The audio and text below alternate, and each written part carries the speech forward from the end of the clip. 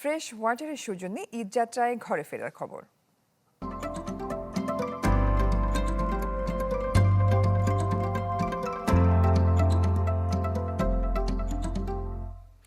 আপনজনদের সাথে ঈদ উদযাপনে ঘরমুখো মানুষের ঢল নেমেছে সড়ক, রেল ও নৌপথে। পরিবার নিয়ে রাজধানী ছাড়ছেন তারা। ভোরের আলো ফোটার আগে থেকেই যাত্রীদের ভিড় চোখে পড়ে রাজধানীর বাস টার্মিনালগুলোতে। বিভিন্ন রুটে বাড়তি ভাড়া আদায়ের অভিযোগ করেছেন অনেকে। গাজীপুরের চন্দ্রায় দেখা দিয়েছে দীর্ঘ যানজট, তবে ভোগান্তিতে পড়েছেন যাত্রীরা। ঢাকা টাঙ্গাইল মহাসড়কের যমুনা সেতুর পূর্ব টোল প্লাজা থেকে রাবনা বাইপাস পর্যন্ত ২০ কিলোমিটার এলাকা জুড়ে থেমে থেমে চলছে গাড়ি। এদিকে বগুড়ায় নীলসাগর এক্সপ্রেস ট্রেনের ৯ বগি লাইনচ্যুতের ঘটে বগুড়া থেকে চিলাহাটি ও পঞ্চগড় রুটে বন্ধ রয়েছে ট্রেন চলাচল। দুর্ঘটনা কবলিত ট্রেনটি উদ্ধারে ১২ ঘন্টা সময় লাগতে পারে বলে জানিয়েছেন রেলওয়ের অতিরিক্ত মহাপরিচালক নাজমুল ইসলাম।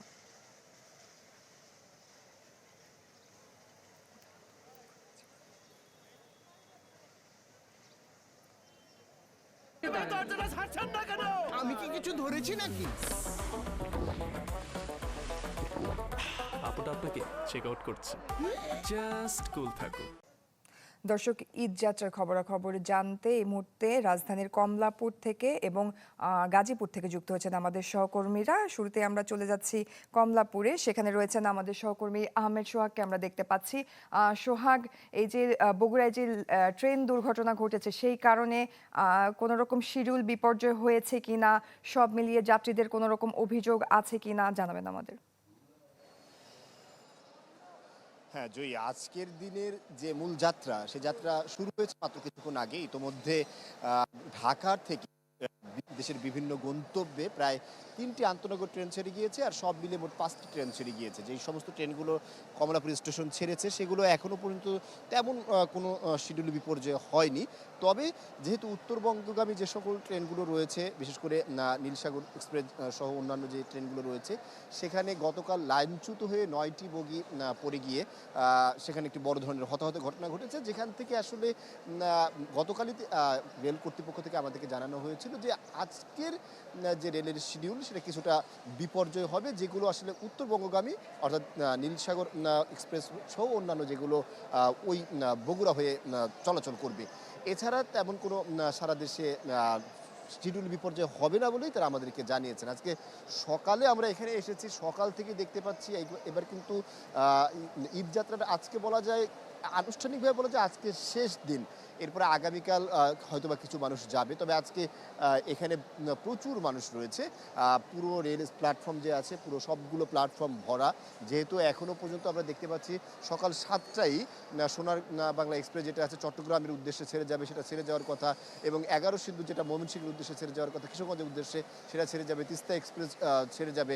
সবগুলো ট্রেনই এখন প্রস্তুত রয়েছে যেগুলো ছেড়ে যাওয়ার মতো। তবে অতি সম্প্রতি মানে সবগুলো ট্রেন যেগুলো যাচ্ছে এখান থেকে 5-10 মিনিটের স্বাভাবিক বিপর্যয় যেটা আছে যাত্রীদের ওঠানামার জন্য, সেটা বাদে কিন্তু অতিরিক্ত তেমন কোনো শিডিউল বিপর্যয় আমরা এখন দেখতে পাচ্ছি না। তবে অনেক যাত্রীরাই কিন্তু এখানে আছেন যারা আসলে আগে থেকে, যেহেতু এবছর প্রায় 100% টিকিট অনলাইনে বিক্রি হয়েছে, অনেক যাত্রী এরকম রয়েছেন যারা আসলে 100% ওই সিটের টিকিট নিশ্চিত করতে পারেননি। তারা স্ট্যান্ডিং টিকিট নেওয়ার জন্য এখনও পর্যন্ত আমরা দেখতে পাচ্ছি যাত্রীরা এখানে আসছেন এবং তারা টিকিট নিচ্ছেন। এবং রেলে আমরা দেখেছি যে সকল রেলগুলো এখানে এখনও অবস্থান করছেন, অনেক রেলের ছাদেই যাত্রীরা উঠেছেন, সেরকম দৃশ্য আমরা দেখতে পাচ্ছি। অর্থাৎ যাত্রীদের যেমন এখানে উপচে পড়া ভিড় আছে, পাশাপাশি তাদের কিন্তু মূল যে সিটের বাহিরে তাদের আসলে যাওয়ার যে প্রবণতা, সেই প্রবণতা যাত্রীদের মধ্যে আছে। এছাড়া তেমন কোনো অভিযোগ এখনো পর্যন্ত আমরা পাইনি। সোহাগ, ধন্যবাদ আপনাকে। রেলপথের খবরাখবর জানছিলাম, সেখানে উপচে পড়া ভিড় যাত্রীদের। রফিকুল ইসলাম খান আমাদের আরেক সহকর্মী যুক্ত হয়েছেন গাজীপুর থেকে। রফিক, ঈদযাত্রার কি খবর আছে দিনের শুরুতে জানাবেন আমাদের।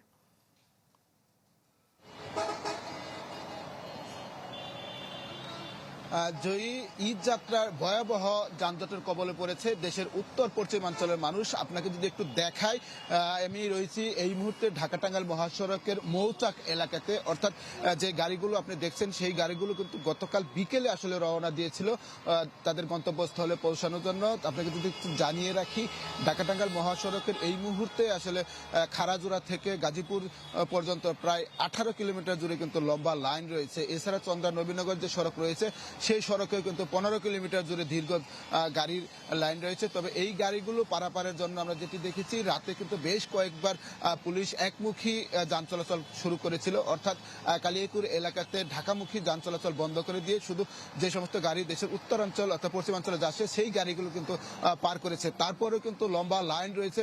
আমরা যে সমস্ত যাত্রী যাচ্ছে তাদের সাথে কথা বলেছি, তারা যেটি বলছেন, আসলে গতকাল বিকেল থেকে যখন বৃষ্টি শুরু হয়, বৃষ্টি শুরু হওয়ার পর কিন্তু সারা রাতই বৃষ্টি হয়েছে। বৃষ্টি হওয়ার কারণে আসলে অনেকে দুর্ভোগের মধ্যেই কিন্তু বাড়ি যাচ্ছে। পুলিশ প্রশাসন যেটি বলছেন, তারা গতকাল থেকে আপ্রাণ চেষ্টা চালিয়ে যাচ্ছে এই মানুষগুলোকে পার করার জন্য। কিন্তু যেহেতু হঠাৎ করে বিকেল 4টার পর থেকে বৃষ্টি হয়, সেই বৃষ্টি কিন্তু রাতভর হয়েছে, যে কারণে গাড়ির গতি অনেকটাই কমে গিয়েছিল।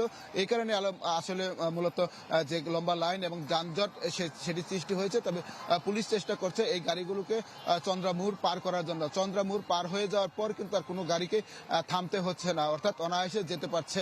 তো আসলে এই যে গাড়িগুলো, এই গাড়িগুলো কিন্তু এখনো যদি পার হতে যায় তারপরে কিন্তু 3 থেকে 4 ঘন্টা লাগবে চন্দ্রামুর পর্যন্ত যেতে। তাহলে বলা যায় যে দুপুরের আগে কিন্তু কোনো অবস্থাতে মহাসড়ক স্বাভাবিক হচ্ছে না, সেটি অন্তত বলা যেতে পারে। তবে পুলিশ বলছে যতক্ষণ তারা গাড়ি থাকবে মহাসড়কে ততক্ষণ তারা গাড়ি পার করার জন্য চেষ্টা করবে। তো চন্দ্রামুরকে কেন্দ্র করে পুলিশ প্রশাসনের পক্ষ থেকে প্রায় 220 জন করে 3 শিফটে কিন্তু আইন শৃঙ্খলা বাহিনীর সদস্য নিয়োজিত রয়েছে, তারা কাজ করছেন এবং একজন ডিআইজি সার্বক্ষণিক এই চন্দ্রামুরের যে যানজট পরিস্থিতি সেটি তিনি অবজার্ভ করছেন এবং প্রয়োজনীয় ব্যবস্থা নেওয়ার জন্য নির্দেশ দিয়েছেন। এই ছিল ঢাকা টাঙ্গাইল মহাসড়ক থেকে সর্বশেষ খবর। রফিক, ধন্যবাদ আপনাকে। দর্শক, অপু ওহাব আমাদের আরেক সহকর্মী সাভার থেকে আমাদের সাথে যুক্ত হয়েছেন। অপু, আমরা ঢাকা টাঙ্গাইল রোডে তীব্র যানজট দেখতে পাচ্ছিলাম এবং সেখানে পুলিশ বিভিন্ন রকম উদ্যোগ নিয়েছে সেটি কমানোর জন্য। সাভার থেকে আপনার কাছে কি খবর আছে জানাবেন।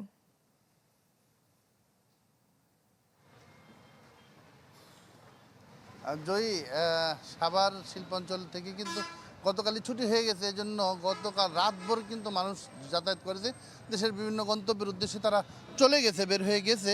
কিন্তু এখন এই মুহূর্তে আসলে ওই অর্থে কোনো যানজট নেই। তবে মোড়কেন্দ্রিক কিছুটা যানবাহনের চাপ রয়েছে, এটা বলা যায়। আমরা এই মুহূর্তে যেখানে রয়েছি নবীনগরে, এই মোড়, এটা হচ্ছে একটা ত্রিমোড়। এখানে কিন্তু কিছুটা আমরা দেখতে পাচ্ছি যে কিছুটা যানজট বা এটা কি বলবো যে কিছুটা চাপ রয়েছে এবং জটলা রয়েছে। এটা সিগন্যাল কেন্দ্রিক, মূলত সিগন্যাল কেন্দ্রিক জট রয়েছে। এর বাইরে আসলে যানবাহনের তেমন চাপ নেই। এবং মহাসড়ক যদি বলি, মহাসড়ক আমি ঘুরে এসেছি, কোথাও ওইভাবে যাত্রীদেরও চাপ নেই এবং যানবাহনেরও কিন্তু এরকম চাপ নেই। আমরা যেটা জানতে পেরেছি যে অন্যান্য যে মানুষ, অর্থাৎ গতকাল সন্ধ্যায় যারা বের হয়েছেন তারা কিন্তু দেশের বিভিন্ন গন্তব্যের উদ্দেশ্যে যে গেছেন, পথিমধ্যে তাদেরকে বিভিন্ন যানজটের পড়তে হচ্ছে এবং কিছুটা পরিবহন সংকট রয়েছে। শিল্পাঞ্চল সাভারে আজকে সকাল থেকে যদি বলি যে তারা পরিবহন পাচ্ছে না, যারা বের হবে বা যারা সকাল থেকে যারা বের হওয়ার কথা তারা পরিবহন পাচ্ছে না এবং মহাসড়কেও কিন্তু ওইভাবে পরিবহন নেই। তো এই অর্থে এবারের যে ঈদযাত্রা শিল্পাঞ্চল সাভারে যেটি হয়ে থাকে যে 1-2 দিনের জন্য একদম যানজট তীব্র হয়ে থাকে, সেরকম কিন্তু যানজট আমরা এখন পর্যন্ত সকাল থেকে দেখি না এবং যাত্রীদেরও ওই অর্থে খুব বেশি চাপ যেতে আছে মহাসড়কের দিকে, সেটিও কিন্তু আমরা দেখছি না। জয়ী। অপু ওহাব, ধন্যবাদ আপনাকে সাভারের খবরাখবর জানানোর জন্য। দর্শক, আমরা দেখতে পাচ্ছি মাসুদ রানা আরেক সহকর্মী টাঙ্গাইল থেকে আমাদের সাথে যুক্ত হয়েছেন। মাসুদ রানা, আমরা গাজীপুরের ওখানে দেখছিলাম যে তীব্র যানজট ঢাকা টাঙ্গাইল মহাসড়কের টাঙ্গাইল অংশের খবরাখবর আমাদেরকে একটু জানাবেন আপনি।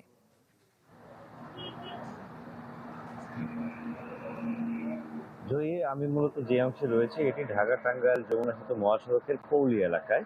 আমার পিছনে ঠিক দেখতে পাচ্ছেন যে মহাসড়কটিতে কিন্তু এখন অনেকটাই স্বাভাবিক নিয়মের মতোই যান চলাচল করছে, যে কারণে কিন্তু অনেকটা স্বাভাবিক। কয়েকদিন ধরে কিন্তু এই মহাসড়কে তেমন কোনো ধরনের যানজট বা তেমন বড় ধরনের কোনো দুর্ঘটনা ঘটেনি, যে কারণে কিন্তু ঈদের ঠিক আগ মুহূর্তে এসেও এখন পর্যন্ত স্বাভাবিক গতিতে যানবাহন চলাচল করছে। তবে গত রাতে এই যে যমুনা সেতু টোল প্লাজাটি রয়েছে, এই টোল প্লাজার সেতুর উপরে বিশেষ করে একাধিক সড়ক দুর্ঘটনা এবং বেশ কিছু গাড়ি বিকল হয়ে যাওয়ার কারণে কিন্তু মধ্যরাতের পর থেকে এই মহাসড়কে দীর্ঘ সারি দেখা দেয় যানবাহনের।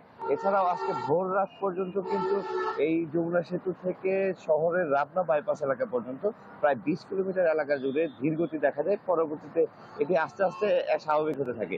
আমি যে জায়গাটিতে রয়েছি, এই যে প্রায় 10 মিনিট আগেও কিন্তু এখানে লম্বা একটি জট ছিল, ধীর গতি ছিল, কিন্তু এখন অনেকটাই স্বাভাবিক গতিতে চলাচল করছে। আমি সকাল থেকে এই মহাসড়কে দেখেছি যে আজ সকালেও কিন্তু বিশেষ করে রাত থেকে এই যে খোলাটাকে মানুষ ঝুঁকি নিয়ে এই রোদ বৃষ্টির মধ্যেও কিন্তু তারা বাড়ি যাচ্ছেন ঈদের আনন্দ ভাগাভাগি করে নেওয়ার জন্য। আর আমি আপনাকে যদি একটু জানিয়ে রাখি, এই মহাসড়কে গত 24 ঘন্টায় প্রায় 51,582টি কিন্তু যানবাহন চলাচল করেছে, যা গত 24 ঘন্টায় ছিল 46,000-এর উপরেও। তো এই ঈদ যত ঘনিয়ে আসছে, এই মহাসড়কে যান চলাচলের কিন্তু পরিমাণ বাড়ছে, মানুষের চাপ বাড়ছে।